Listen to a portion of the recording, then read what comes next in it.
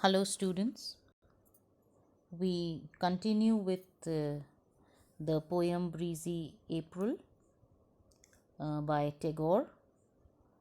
In the second stanza, we had seen April breeze as a whimsical lover who's unpredictable in its behavior, who's fickle, capricious, inconstant, and this image of the lover continues till the end of the poem. Now, in the third stanza, which goes like this: breezy April, vagrant April, I live with my lonesome shadows. I know all your fitful fancies, language of your flitting footsteps. Now he repeats the same thing that by emphasizing vagrant April, breezy April, he continues to say it's a wandering, uncontrollable spirit, and the tree lives a lonely life, lonesome shadows, lives a lonely life, and its only companion is its shadow. We'd seen at the beginning of the poem that this is a tree that is on the wayside, as all alone over there. It bears the vagaries of nature. It's living a lonely existence and it has only its shadow for its company. And it is very familiar with the breeze and its changing moods. Who's familiar? The tree is very familiar with the breeze and its changing moods. Now, fitful fancies means it's changing moods.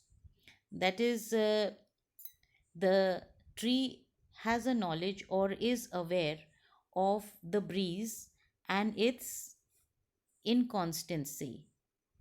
Like, just like a lover who is uncertain in his moods, the breeze is also irregular in its intensity, sometimes gentle and sometimes stormy.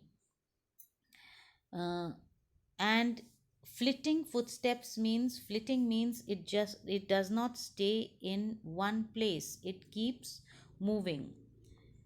And as it moves, the tree makes a kind of a sound, a kind of a rustling sound, where this line says language of your flitting footsteps. Language means it's a kind of a leafy language. When the breeze passes through the leaves of the trees, it creates a kind of a sound, and this is the language of the leaves, a leafy language, as if the breeze has touched it and there is a kind of a communication that is going on amongst the leaves.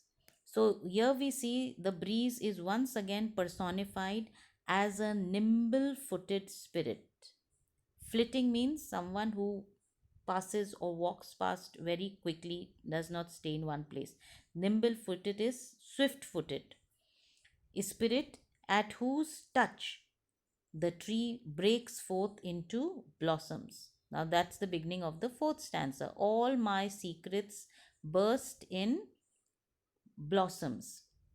That is, as soon as the breeze touches the tree with its warmth, what does the tree do? It breaks forth into blossoms. And this evokes the image of a beloved blushing at the murmured endearments of a lover. This is how the breeze touches the tree, its leaves, its branches softly, and the quick movement of the leaves in this gust of the breeze is seen as a tumult and surrender to the gentle, loving touch of the breeze, which is called kisses by the poet. So, the way the breeze touches the leaves and the branches is very similar to a kiss by a lover on his beloved's cheek or whatever. And then, according to Tagore, we can say that this play of the spring in nature is the counterpart of the play of youth in our lives. Now, there is a message here for the youth to kind of transform their lives to make meaningful goals and achieve them in a determined and focused manner. And looking at the poem, we see that Tagore reveals his capacity for his oneness in with nature, the way he identifies himself with a tree. And at a certain point in time, I think Tagore also must have experienced a kind of a loneliness as the tree mentioned in the poem. And just as the spring had rejuvenated the tree and brought a kind of a new life to it, similarly, Tagore also must have been awakened and rejuvenated by the creative touch of nature. And I think we all in our lives go through such phases where there is a kind of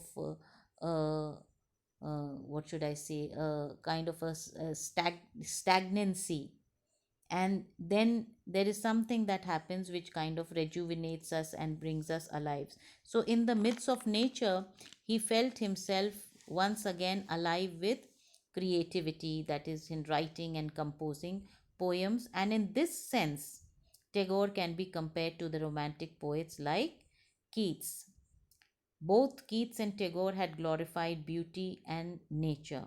And just as Keats had personified the season of autumn as a reaper, a thresher, a gleaner, similarly, Tagore too in this poem Breezy April has personified Zephyr or the April breeze as a mother, a spirit, a spirit of spring, a fairy, and a lover.